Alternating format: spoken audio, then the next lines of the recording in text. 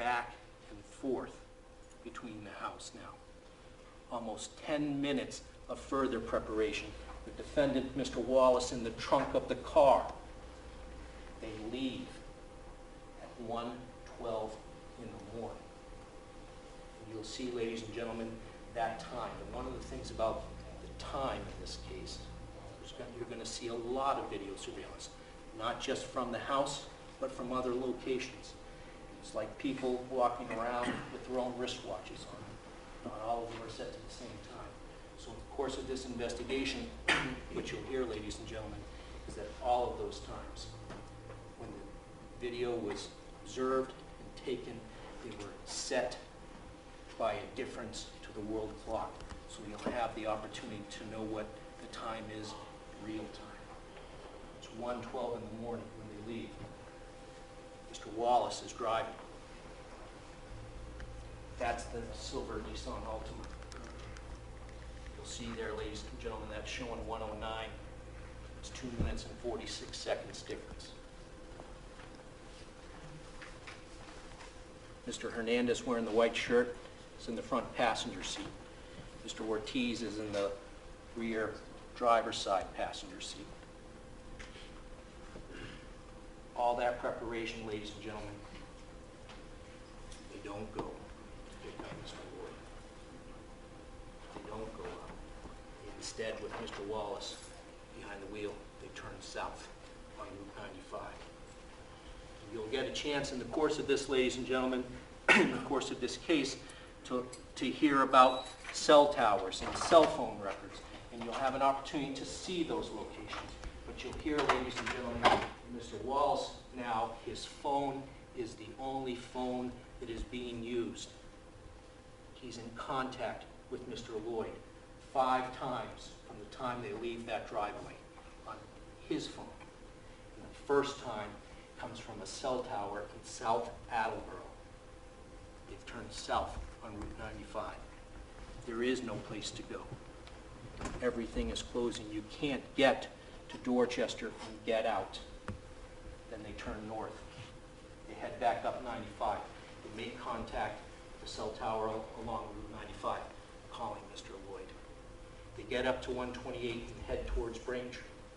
They don't go straight to Mr. Lloyd's house. They get off and get gas. You'll see the video surveillance of that. Now, Mr. Wallace is no longer driving. Mr. Hernandez is behind the wheel. You'll get to see the video. They stay there for more than 10 minutes. They leave at 2:14 in the morning. There is nothing open. They head to Dorchester on the Southeast Expressway. They make contact again with Mr. Lloyd, hitting off the cell towers right off of the Southeast Expressway along Mass Ave. They go into Dorchester, and as they're turning on to Mr. Lloyd Street, Baston Street, a one-way street, covered by a particular cell tower, which you'll get to see the footprint of the coverage. They make the last call to Mr. Lloyd.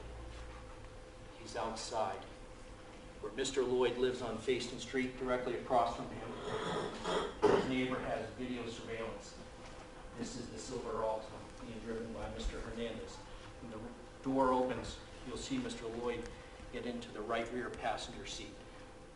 In the front passenger seat, you'll see the blue and white plaid shirt of Mr. Wallace. Mr. Hernandez in the white sweatshirt is driving. They leave there. They take a route that you will have a chance to see by video surveillance. Cameras from the city of Boston, cameras from the Massachusetts Transportation Department. They go out to the Mass Pike, heading west. At the Weston Toll, they don't pay. A photo of the license plate of that Nissan Altima is registered in the Easy Pass system. It's later recovered. Mr. Lloyd's cell phone continues to make contact with cell towers, showing the course of their drive along the Massachusetts Turnpike.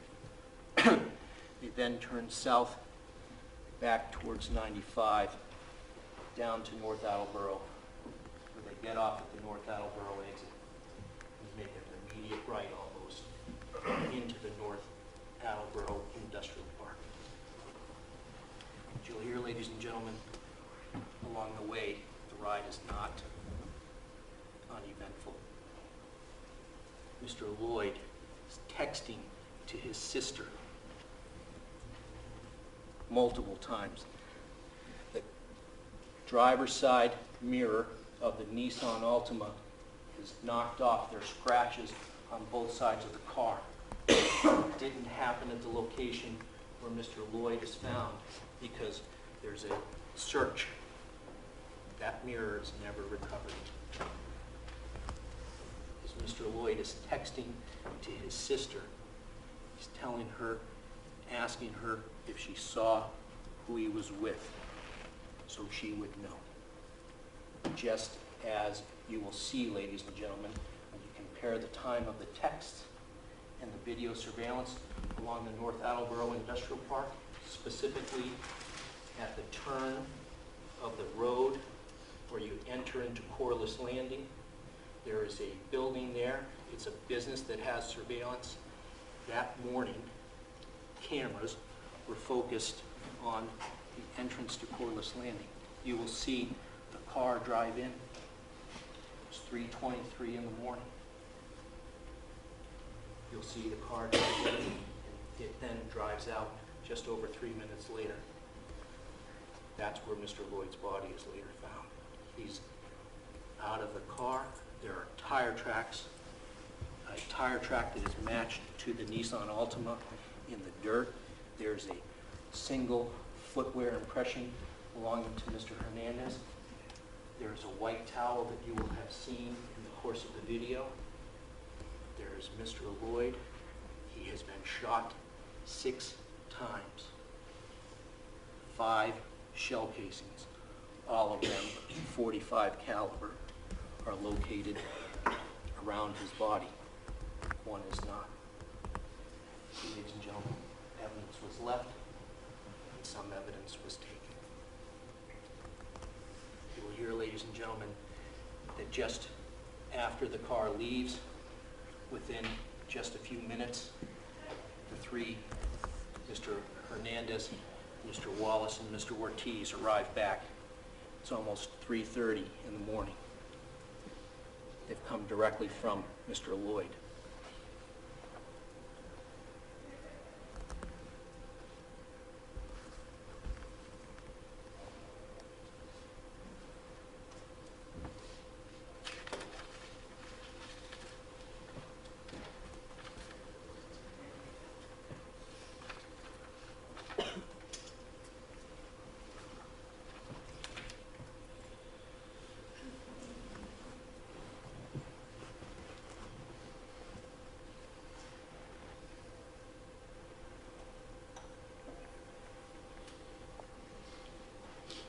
Go inside of the house, ladies and gentlemen.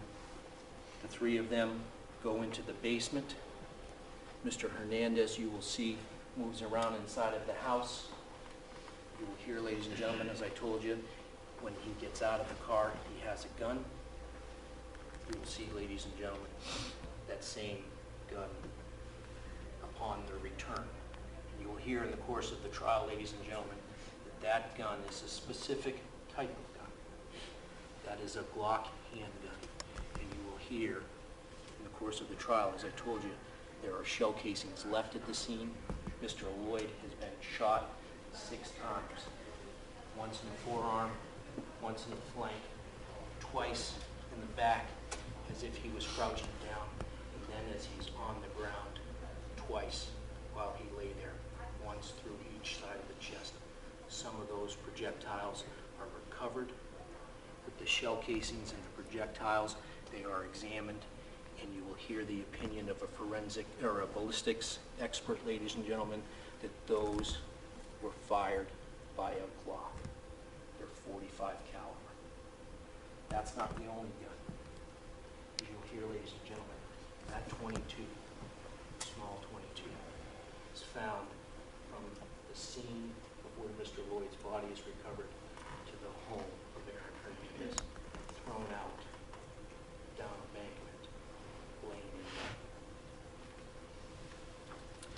three of them go downstairs.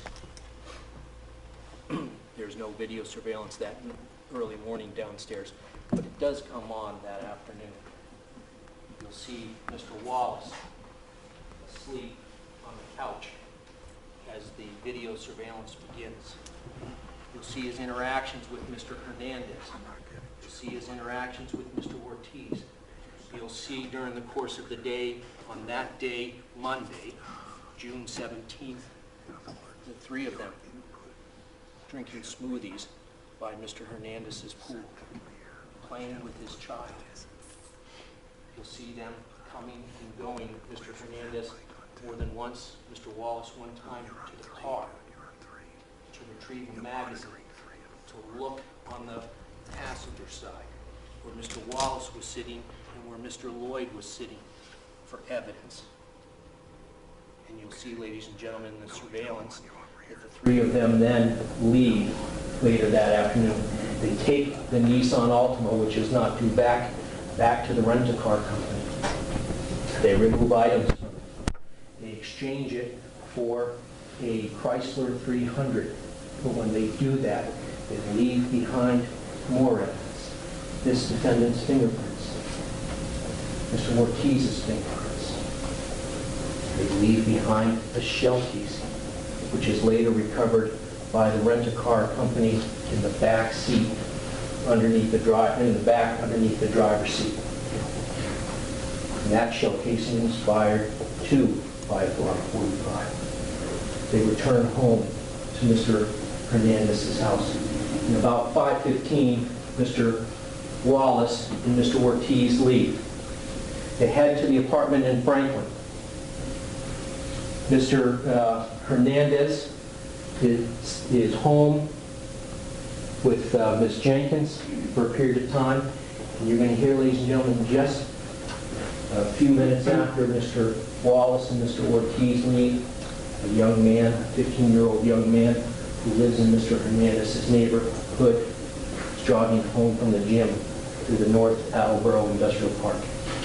He cut through Corliss Landing, the remote area, to get to the neighborhood. He comes across Mr. Lloyd's body, and he calls the police. And the police, as they arrive, there is a thunderstorm warning, and the scene is frozen. The evidence is preserved, and about 8:40 or so, he that was on Mr. Lloyd's body to the black Suburban leads the police to Mr. Hernandez's house. When the police arrived there, 2 detectives. There had been no Suburban at the scene of Mr. Lloyd's body. They go to the house. There is no black Suburban there. The Suburban is up with Mr. Lloyd. Mr. Hernandez had given it to him to drive home on Saturday morning. But unknown to the police, they're ringing the doorbell, looking for Mr. Hernandez. He doesn't come out. Instead, he's watching from his video surveillance. And he immediately, Mr. Hernandez, on the arrival of the police, immediately calls Mr. Wallace, who's at the apartment in Franklin.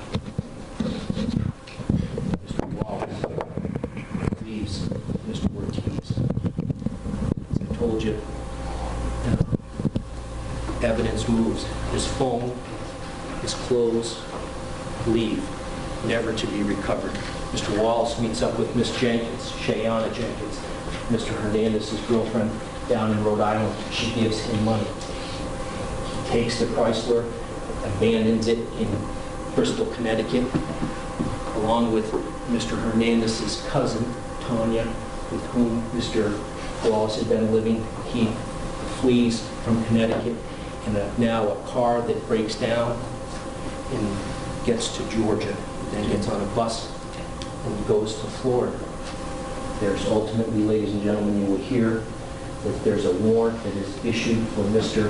Wallace's arrest, and he walks in to a police station. The place where he was staying, which is his mother's house in Florida, is searched. His clothes aren't found. His phone isn't found. Lake Avenue in Bristol, Connecticut, where he had been staying with Mr. Hernandez, his cousin. His church, his clothes isn't found, his phone isn't found. And here, ladies and gentlemen, that Mr. Wallace, in recorded conversations, says a number of things about his relationship with Aaron Hernandez. Mr. Hernandez was going to gift him a vehicle, an SUV that was valued at over $110,000 that Mr. Hernandez had never taken possession of. When you hear that, you can hear, ladies and gentlemen, that this defendant made statements saying that he was riding, he was loyal to Mr. Hernandez. It was going to be them all the way. And you can see, ladies and gentlemen, that we watched the surveillance video as Mr. Wallace and Mr. Ortiz are leaving that Monday afternoon, the relationship.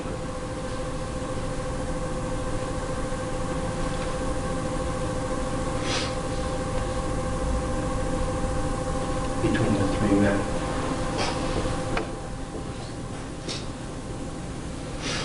Ladies and gentlemen, Mr. Lloyd, for no other reason, was brought to no battle group. He was shot 6 times. He was killed and left. It was a cooperative effort. It was a joint venture by this defendant, Aaron Hernandez, and Carlos Ortiz. This defendant assisted Mr. Hernandez in trying to avoid detection and prosecution. It's going to be on the basis of this evidence. The evidence that you see during the course of this trial, ladies and gentlemen, at the end of this trial, I ask you to find Mr. Wallace guilty. Thank you.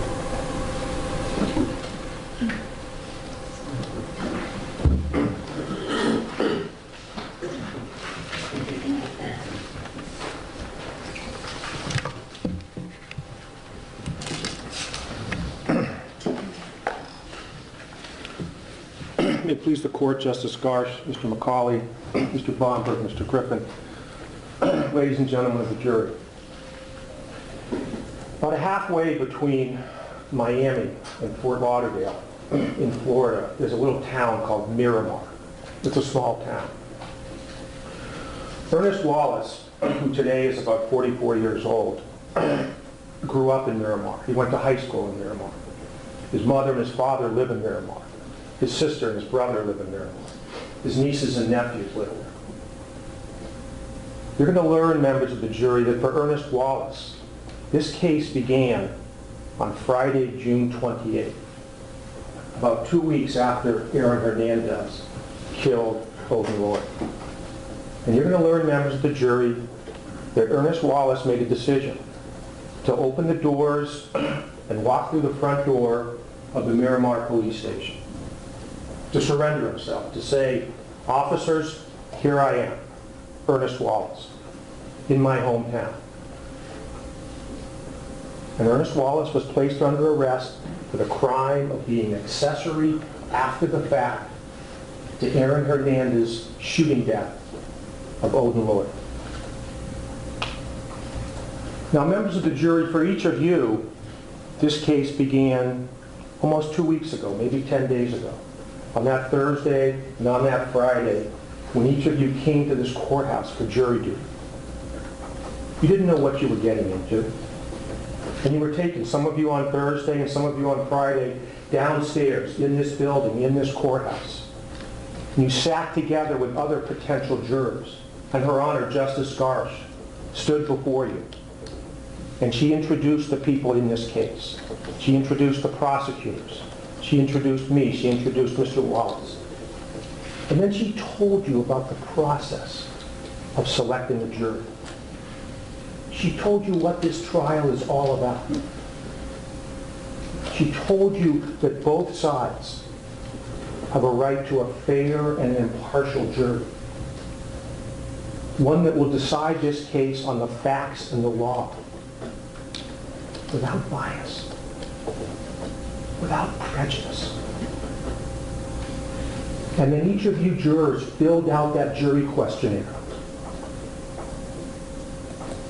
And then you came back last week, some of you on Wednesday, some of you on Thursday, some of you on Friday, and several of you yesterday. And you sat in the back of this courtroom. And Her Honor Justice Garsh again described to you the jury selection process. And she told you that in addition to filling out those individual questionnaires, in order to try to get a fair and impartial jury, a jury that will decide the case on the facts and the law, what the witnesses say, what the evidence is. You were then brought into this courtroom one by one, and you were asked a series of questions. But you still knew very little about the case. And then each of you 18 jurors, you one jury, were selected to sit on this case. This morning you came into this courtroom, and the clerk, Mr. Fragel, read to you the charges. And Her Honor told you a little bit more about the trial process. You 18 fair and impartial jurors who took an oath this morning to decide this case on the facts and the law. No sympathy, no fear, no bias, no prejudice. Based upon what you hear, not from Mr. McCauley or Mr. Bomberg or Mr. Griffin or myself. Based upon what you fair and impartial jurors hear from the words of the witnesses who come before you and testify. Now, Mr. Bomberg, on behalf of the government, on behalf of the Commonwealth, on behalf of the prosecution, has just stood before you and laid out a lengthy and detailed and articulate chronology of events.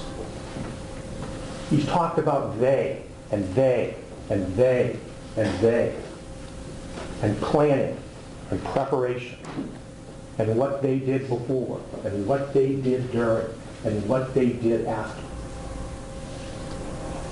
And for some of you, remember when Justice Garsh asked you individual voir dire questions about could you be fair and impartial?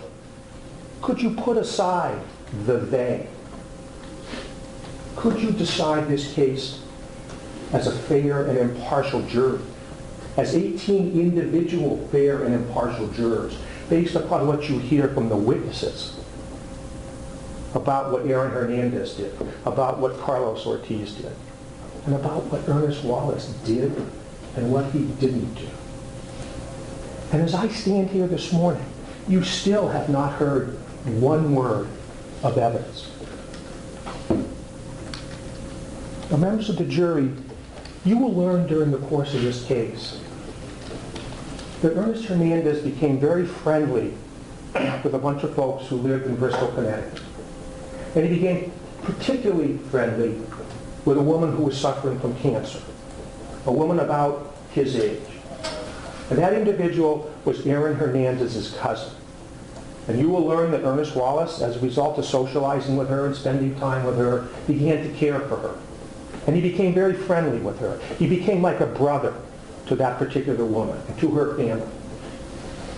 And as a result of that, he became friendly and began to socialize with Aaron Hernandez. And yes, you will learn that they became very good friends. And yes, you will learn that Ernest Wallace worked for Aaron Hernandez. And yes, you will learn that he drove him around. And yes, you will learn that he did other errands for him. And yes, you will learn that he often slept at an apartment, a condominium in Franklin. But is that a crime, members of the jury? He's not charged with being Aaron Hernandez's friend. He's not charged with being Aaron Hernandez's driver.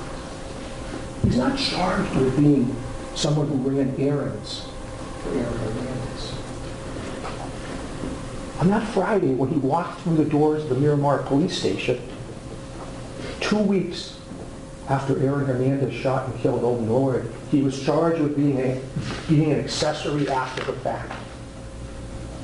And the evidence, members of the jury, is going to be that throughout the summer of 2013, after the shooting death of Odin Lloyd, the prosecutors, the government, Mr. McCauley, Mr. Bomberg, Mr. Griffin, called witnesses after witness after witness before a grand jury. And witnesses took an oath and they testified about what they knew, what they saw, what they heard. Dozens and dozens of witnesses.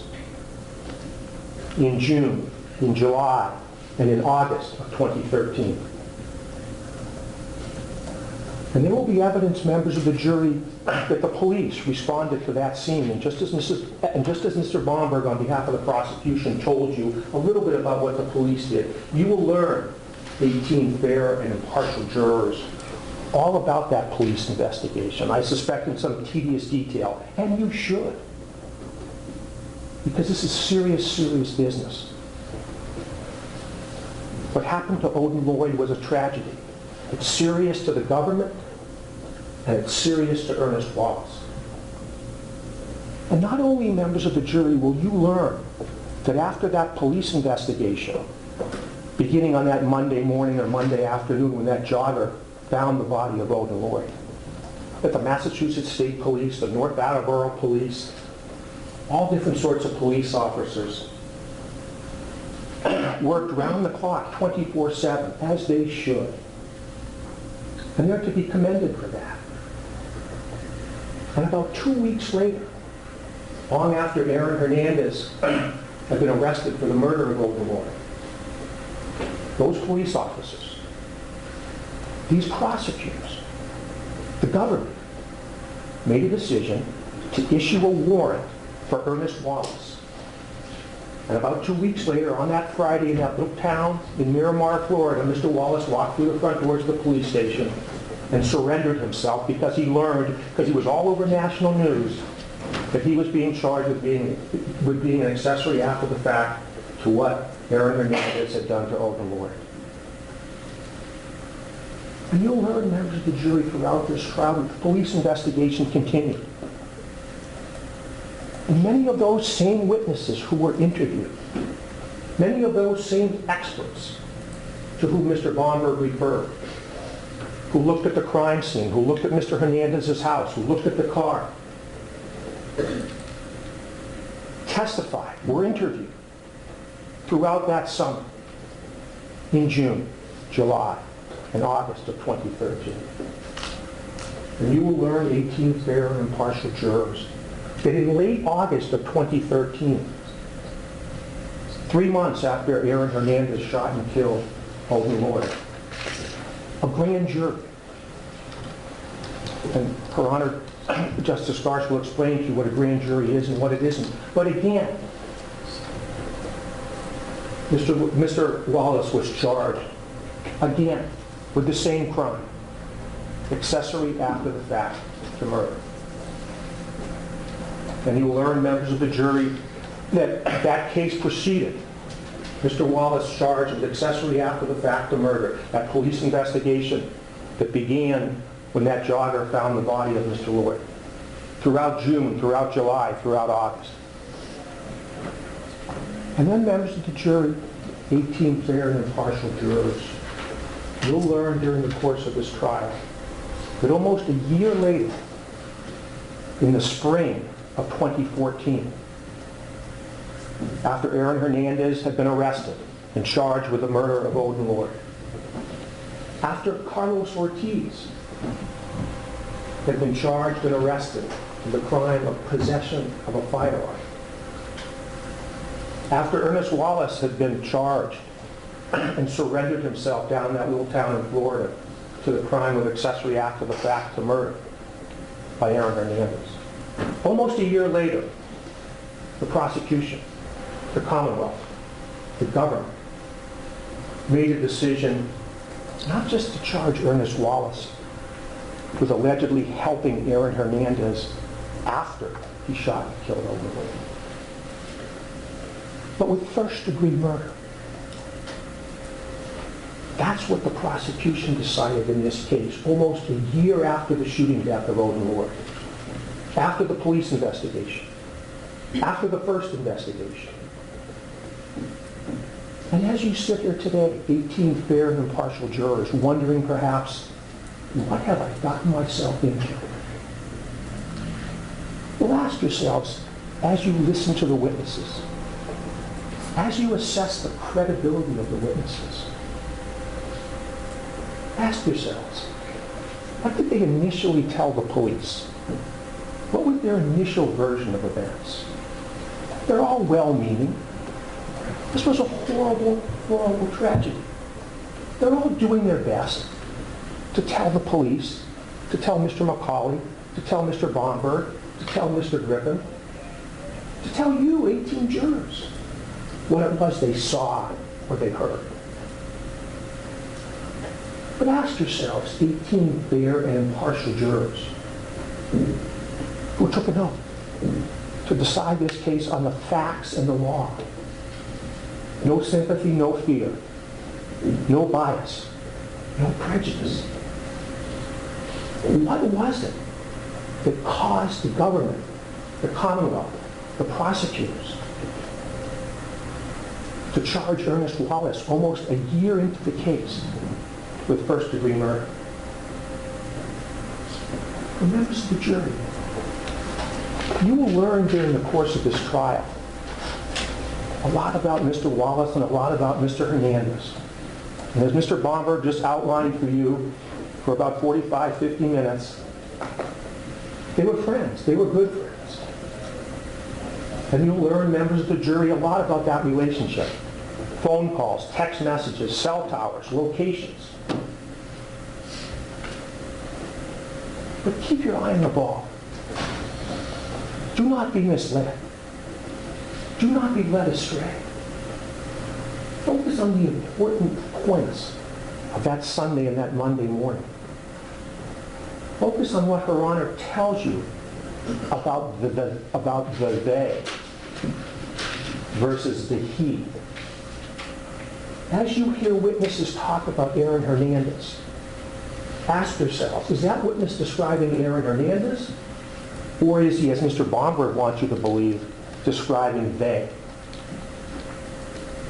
Listen to what the witnesses tell you about Ernest Wallace, and listen to what the witnesses don't tell you about Ernest Wallace. And ask yourselves, why was it that Ernest Wallace surrendered himself to a charge of helping Aaron Hernandez after the fact?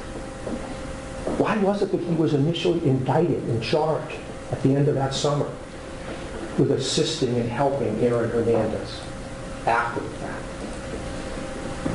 And then why was it that almost a year later he was charged with first-degree murder? You 18 fair and impartial jurors. And as you hear the evidence, think about the important central facts of that night. You'll see a lot of video surveillance. You'll see a lot of text messages, a lot of cell phone calls. But think about the important facts. Because you will learn that Ernest Wallace was essentially asleep on a couch in Connecticut on that Sunday night. And yes, he came up to Massachusetts. Why did he come to Massachusetts? Because he was a loyal friend to Aaron Hernandez.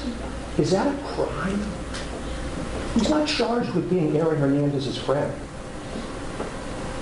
He's charged with first-degree murder. And you'll learn, members of the jury, and the evidence will be that maybe Ernest Wallace began to drive that car away from the house.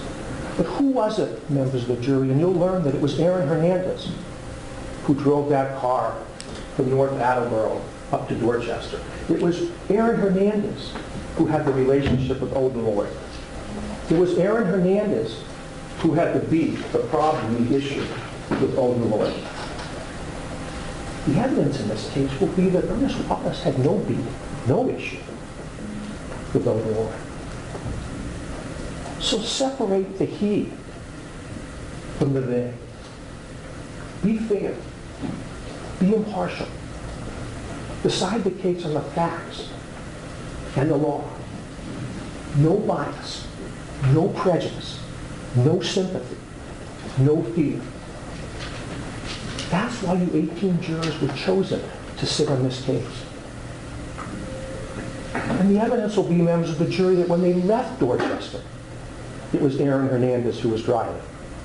And the evidence, members of the jury, will be that when they went into that deserted lot, it was Aaron Hernandez who was driving. And it was Aaron Hernandez who got out of the car. And it was Aaron Hernandez who had that .45 Glock. And it was Aaron Hernandez who shot and killed Odin Lloyd. Ask yourselves, when you listen to the evidence, has the Commonwealth proven beyond a reasonable doubt that there was a they? Because the evidence will be, members of the jury, that there was no preparation, there was no planning. Was Ernest Wallace friends with Aaron Hernandez? Yes, he was. Did Ernest Wallace come up from Connecticut on that Monday morning, Sunday night? Yes, he did. He absolutely did. Was Ernest Wallace a passenger in the car being driven by Aaron Hernandez? He absolutely was. But did he actively participate? Did he know what Aaron Hernandez was going to do? Absolutely not. And that's what the evidence, that's what the facts, that's what the law is going to be in this case. Before you 18 fair and impartial jurors. No bias, no prejudice. The facts that you hear from the witnesses in this courtroom. The members of the jury, over the course of the next several weeks, and maybe even longer, a lot of witnesses are going to come before you. A lot of exhibits are going to be shown to you. A lot of questions are going to be asked. A lot of answers are going to be given. When all is said and done in this case, think back to that jury selection process when you first came to this courthouse and you sat with other potential jurors downstairs in the jury selection room, and then you came up into this courtroom several days later. And think about the oath you took this morning to be fair, to be impartial, to determine whether or not the Commonwealth, the government, the prosecution, has proven this case beyond a reasonable doubt. That's what makes you 18 fair and impartial jurors. One fair and impartial jury. Because when you do that, members of the jury, you will know at the conclusion of the case, based upon the facts, based upon the law that Justice Garge gives to you, that Ernest Wallace did not know what Aaron Hernandez was going to do. That Ernest Wallace was not an active participant in what Aaron Hernandez did to Odin Lloyd. And you will know, members of the jury, because you are 18 fair and impartial jurors, that the government has not proven and cannot prove to you beyond a reasonable doubt that Ernest Wallace is guilty of either of these charges. You will find Mr. Wallace, as you should, not guilty. Thank you.